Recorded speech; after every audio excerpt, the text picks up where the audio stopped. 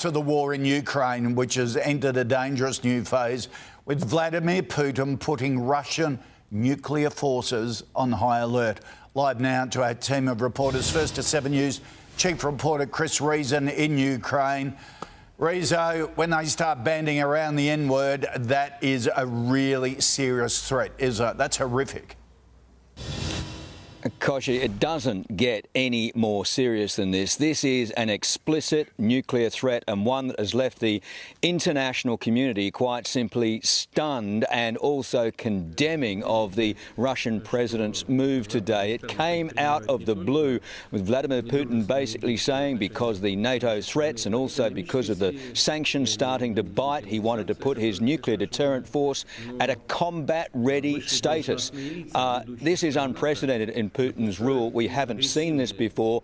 As I say, condemned by the international community, observers saying it's perhaps a clear sign of panic and maybe even desperation that the conflict here in Ukraine isn't going as well as the Russian president had planned. Still, no cities fallen, no great progress in Kiev overnight, almost quiet there. One city where the Russians are making inroads, Kharkiv, but apart from that, they are at a stalemate. The Ukrainian forces, both professional and reservist or civilian, have been putting up an extraordinary fight and pushing the Russians back. There was almost a confident swagger to the Ukrainian president today, Zelensky. Let's have a listen to his words from this afternoon.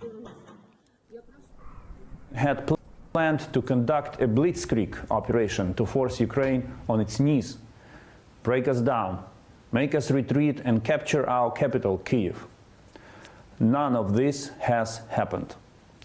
We are bleeding, but we are inflicting disastrous losses on the enemy. Now, there's been one breakthrough, and this couldn't have come at a more opportune time given what's happened with Putin's threats here. But we've finally seen a breakthrough and potential for peace talks happening today, with Zelensky saying he would agree to meet with Russian officials, not in Belarus as originally planned, because that country's been helping Russia, but right on the border between the two countries. Those talks, a lot of people hoping, but a lot of worries too that they might not reach the breakthrough we need. Kochie.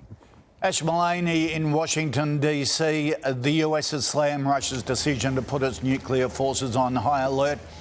Has the US gone to a higher level of alert as a result? No word yet from the White House, Kochie, on that, but we do know that behind the scenes they're considering ramping up those sanctions even further, and it is partly those sanctions that seems to have angered Vladimir Putin so much.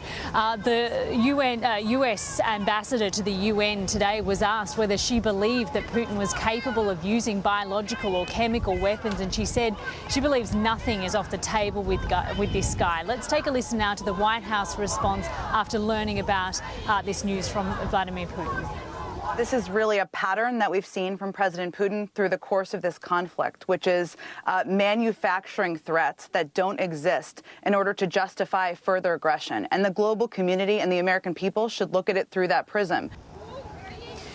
This is clearly a significant escalation in tensions between Russia and the West, but the international community united against Russia's aggression. Here on home soil, though, America's bitter political divisions have been laid bare once again overnight, with the former president, Donald Trump, condemning Russia's actions but blaming Joe Biden once again. Take a listen. The Russian attack on Ukraine is appalling. It's an outrage and an atrocity that should never have been allowed to occur. Of course, he's smart, but the real problem is that our leaders are dumb. As the situation escalates in Ukraine, the US president isn't here at the White House, but he's at home in Delaware. He returned there over the weekend for a memorial. The White House said that he took a secure phone call this morning with his national security team to get the latest on the situation on the ground. Kochie? Hugh Whitfield, you're in London. Extraordinary scenes right across Europe where anti-war protesters have come out in their thousands. Yeah, Koshi, one of the biggest demonstrations was in Berlin, where 100,000 people gathered outside the Brandenburg Gate, an incredible symbol from conflicts past, with similar displays of support for Ukraine in London, Prague, Madrid, Rome, and further protests against the war in Russia too, with 900 people now detained. The conflict has also upended decades of post-World War II foreign policy in Germany, with the Chancellor announcing an increase in defence spending. Now, in a country that has been rather pacifist since 1945, that is a big deal, and it follows a decision to send lethal weapons to a conflict zone for the first time since the end of the Nazi regime.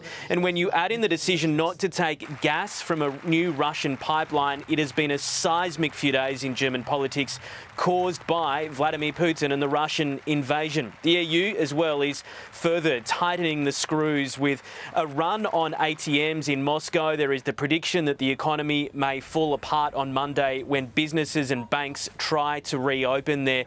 The EU now vowing to shut down its entire airspace to Russian airlines and ban Russia Today and Sputnik, two Kremlin-owned news outlets. The European Union as well is stepping into the world of defence spending. For the first time ever, the European Union will finance the purchase and delivery of weapons and other equipment to a country that is under attack. This is a watershed moment. Ukrainian refugees continue to cross borders into neighbouring EU countries as well. The UN now says 380,000 people have left Ukraine and crossed over as refugees. Exactly how the EU is going to deal with this mass movement of people will be discussed at a series of meetings throughout this week in Brussels. Koshi. Yeah. All right, Hugh, keep us up to date.